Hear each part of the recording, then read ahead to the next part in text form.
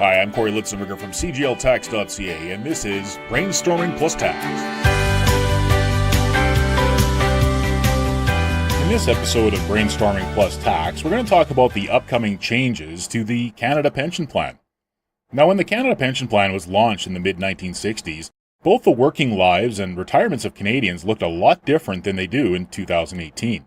50 years ago, most Canadians were able to work at a single full-time job, often held that job for most or all of their working lives, and in many cases, benefiting from an employer-sponsored defined benefit pension plan which guaranteed a certain level of income in retirement. None of those circumstances accurately describe the current reality for Canadians, either those who are approaching retirement or the younger generation seeking to find their place in the workforce.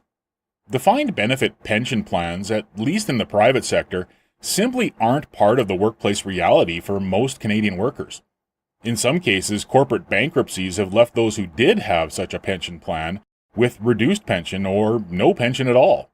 And while some of those who are nearing retirement may have worked for a single employer their entire working lives, there are many Canadians for whom corporate downsizing or outsourcing has meant the loss of a long-term position. And when that happens, replacing the lost income has often meant working on contract or in short-term positions, usually for less compensation. All of these factors have affected the ability of Canadians to accumulate private savings for retirement through registered pension plans, or RPPs, and registered retirement savings plans, RRSPs, and as a consequence has increased the degree to which they must rely in retirement on government-sponsored retirement income programs like the Canada Pension Plan. A few years ago, the federal government took a look at the existing structure of the CPP and how well it fit with the current and future needs of retiring Canadians. The result of that review was a decision to make significant changes to the CPP, and the implementation of those changes will begin on January 1st, 2019. Now, there is a reason I proposed an alternative to the CPP that is owned and managed by individuals, rather than the government telling you how much you get with nothing going to the next generation. If you'd like to learn about what my proposal was, you can listen to episode 13 of this podcast. But I digress.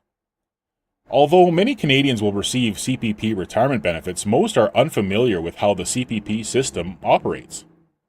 The CPP is a contributory plan in which employees and employers each make contributions through the working life of the employee, starting at age 18.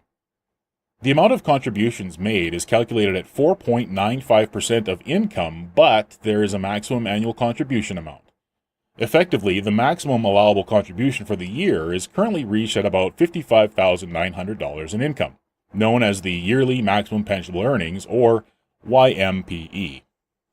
Even where an individual's income exceeds the YMPE, it's not possible to make additional CPP contributions for the year. As currently structured, the CPP retirement benefit replaces up to about 25% of income based on the current YMPE of $55,900. In reality, it's closer to 15% of that maximum amount of $55,900 for most Canadians. Finally, the CPP must, by law, be fully funded, meaning that any benefits paid out of the CPP must come from contributions made and income earned from the investment of those contributions. The changes to be made to the CPP will be implemented over a 6-year period from 2019 to 2025. At the end of that implementation period, the maximum CPP benefit available to retired Canadians will have increased by about 50%. Currently, the maximum monthly benefit is about $1,134, although the average CPP retirement benefit received is closer to $673. As a result, by 2025, the CPP retirement benefit will replace about 33% of the YMPE, assuming you qualify for the maximum amount, which, as said earlier, most don't. In addition, the YMPE will be increased. In 2019, it will now be $57,400.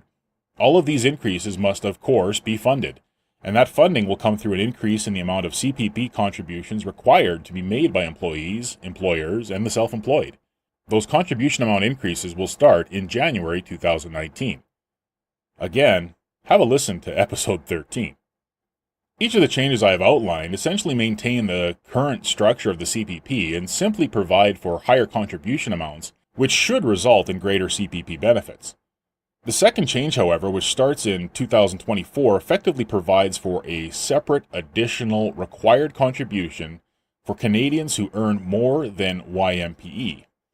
That separate contribution rate is expected to be 4% for both employees and employers. That will be calculated on a percentage of income between the maximum amount to the upper income limit for the year. Now, that upper income limit will be implemented over a 2-year period and is expected to reach about $82,700 in 2025. Individuals who are required to make the additional contribution will be entitled to claim that contribution as a deduction from income for tax purposes. The first change which working Canadians will notice will be an increase in the CPP contribution rates as of January 1st, 2019. That change will be small at only 0.15 of a percentage point, but will raise the rate to 5.1%. The estimate provided when the CPP changes were announced indicated that such changes would mean an increase in contributions of about $6 a month in 2019. However, these numbers show that the increase will actually be $12.93 per month for both the employee and the employer, or double what was originally stated. The increase will accelerate in subsequent years, such that the increase is about $43 per month by 2025 from their forecast, but could be much higher in actuality. All working Canadians between the ages of 18 and 65 must contribute to this CPP, and those Canadians, especially younger Canadians, will be the most impacted by the upcoming changes.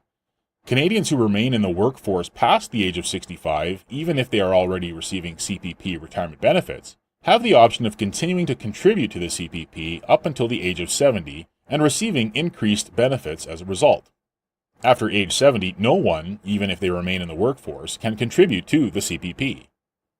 Canadians also have a choice of when to begin receiving CPP retirement benefits. Such benefits can begin at the age of 60 or deferred to as late as age 70.